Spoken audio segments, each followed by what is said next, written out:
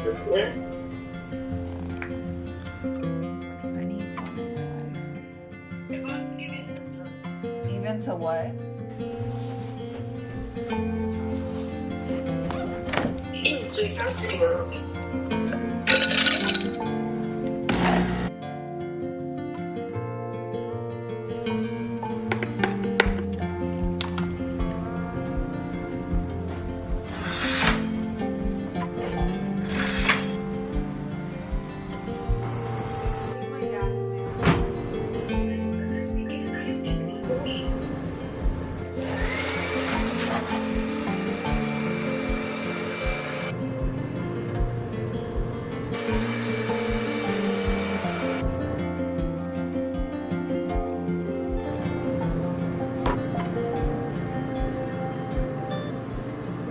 Finally sat.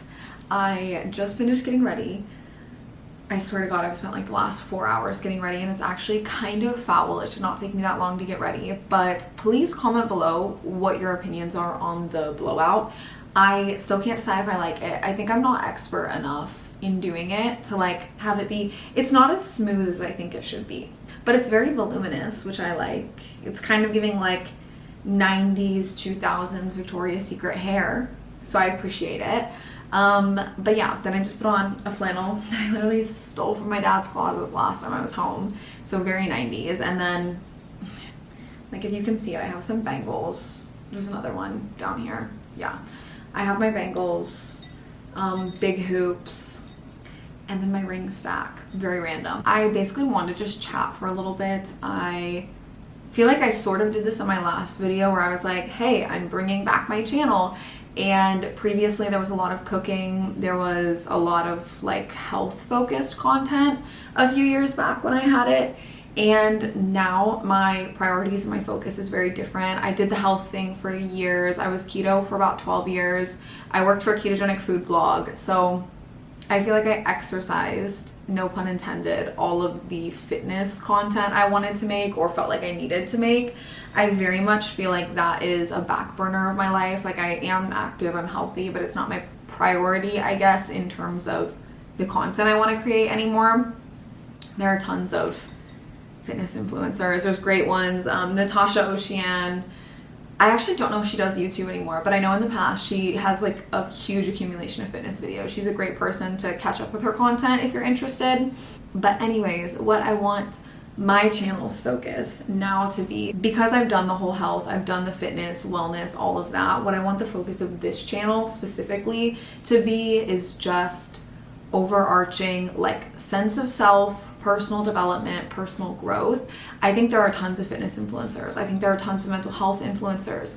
My goal would be to help people like rediscover what they actually like about themselves, or to have a stronger sense of self. I think what I've noticed, at least, the older that we get and the more adult, quote unquote, things we do, bills, mortgage, moving, new job, you just put everything you did as a kid or like your personal hobbies on back burner, and then we find partners and we almost like try and relive life through them. And so me personally, I went through a breakup, a very, very messy breakup a few months back, and what I noticed is just like all of the life I was living it with another person. Without that other person, I just kind of had my day-to-day routines, but I didn't really have anything to remind me to live life when I didn't have the person. And not to say the person became my world or like I didn't have a sense of self, but I just noticed like I was saving all of the really fun things to do with someone. And I think we should have those fun things like day to day for yourself. You're doing it because you want to keep your life interesting. You want to develop your personal identity and have a stronger sense of self. So that is the focus for the channel. That is what I'm going to be taking you guys along for. Like I'm just going to be doing things that really pour into myself and make me feel like I have a stronger identity, like I have more hobbies. I've always been a hobby girly, cooking, poetry, all of that. But I want to have a more published, or I guess like more cohesive hobby dump where I can just do fun things to keep my life interesting on day to day. I will say, this will be my big sister advice. moment, okay? For anyone that got out of a breakup, we're in 2026 now, okay? It is a new year. I'm sure a lot of you have been through breakups or maybe are currently in one and are watching this just like, how do I come back to myself? How do I find things that make my day-to-day more enjoyable and fun? And my big sister advice that I'll give you is take this time to really be kind to yourself, to not focus so much like externally on what other people are doing or what you should be doing or what your friends are doing. Maybe you're older and a lot of your friends are getting engaged. Just take this time to pour into yourself and the person that you want to be. And more importantly, like if you are looking for romantic love, if you are hoping to have a relationship in 2026, maybe marriage, who knows, right? Are you the person that you would want to be dating? And are you the person that has the qualities you would want in a partner? Are you as patient as you would like to be? Are you as understanding? Are you as empathetic? You know, take this time, the beginning of the year, fresh reset, which is always nice, to just foster those and give yourself the ability to create more, to have passions, to have things where people can't shake them. Like, my biggest goal for coming out of this breakup was to have a stronger sense of identity. I have things where if you said like Mia does XYZ, I would roll my eyes, okay? Because that's not within my character. And if you do think that, you don't know me very well, and like that's okay, but it's just not within my character, and maybe you don't know me. But I want to have more of those things, and that was the best advice that I was given by a friend, was just to re-solidify the things that nobody can question in you. Nobody can shake them. If you're like, oh, how could they believe that? Your first thing should be like, that's crazy that they believed that. You know, and I want to have more of those. I want to put time just into becoming the woman that I want to be, and the woman that I see being a mother and the woman of the household, and like being able to not just care for a man, not just care for a family, but care for myself in all of that. Like having the abundance to be a good partner and a strong woman that has her own passions, that has her own drive. Again, maybe you already have those. I've had them too, but just like stop making yourself the back burner, especially if you're someone that tends to overgive.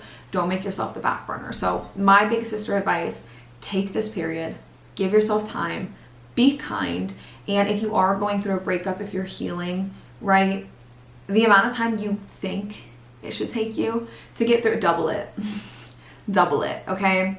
It is never as black and white as we like to make it. I think we read the guides and it's like, oh, in 3 months you should have moved past this. It shouldn't bother you anymore. You can come out.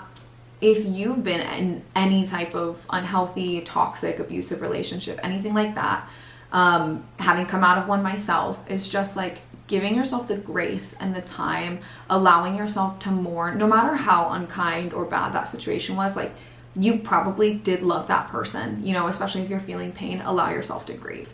And you will come back to yourself. Hopefully, some of you come back to yourselves through my channel. That would be the goal, is to inspire people to continue becoming their better self and getting through a breakup. But no matter how crazy you feel, how strong the feelings feel, it feels like it will never fade. It will lessen. The anxiety will lessen. It takes a lot of time, a lot of grace, a lot of patience, and a lot of loving yourself, a lot of knowing what you deserve, what you didn't deserve, and having the ability to be real about what you went through. I guess that's my second piece of big sister unsolicited advice. But chances are, even if you were in a, this is going to be so unpopular opinion, okay? And I know it. I'm gonna hold your hand when I say this, okay?